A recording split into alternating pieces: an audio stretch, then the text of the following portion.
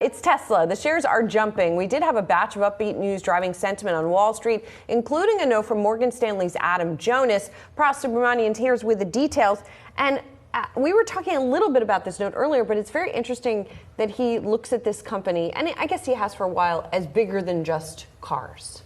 Yeah, beyond an auto company is what he's sort of saying. There's a way to drive his bull case, I guess, for the shares of the company next year in 2024.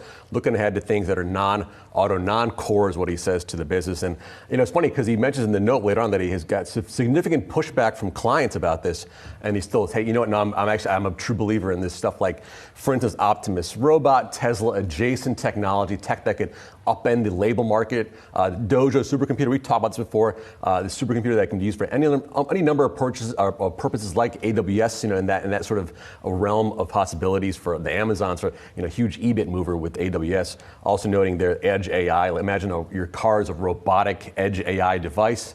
Beyond just collecting information for, FSD, imagine the key for your car is a phone, for instance, a Tesla phone, right? Stuff like that. I also want to note the EV infrastructure kind of boost there. As GMs and the Fords of the world pulled back on spending, Tesla can step up on new spending for AI, for FSD, for their supercharger network, which they're using legacy OEMs for, that sort of thing. And how much Pras is also the bullishness there, because is his bet also in part he's looking at rivals who are kind of pushing out these EV-related investments and saying, okay, that's runway for Elon Musk?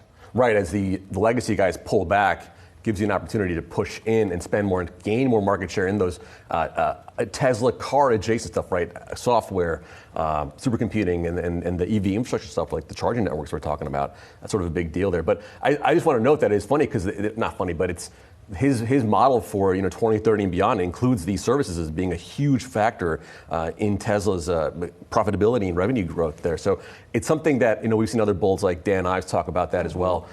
It's just so far out that I think that's why clients are saying, hey, what about next year? Well, next year he says auto margins are going to go down. Yeah, They're going to be lousy. Potentially negative operating margin, which is that's first I've heard of that, but he's still noting that and saying, hey, you know what? Look to the long term, not just 2024. All right. Keep an eye on it. Pras, thank you so much. We'll have to get him on here to defend it, actually. That's a formal invitation. Someday. Yeah, right.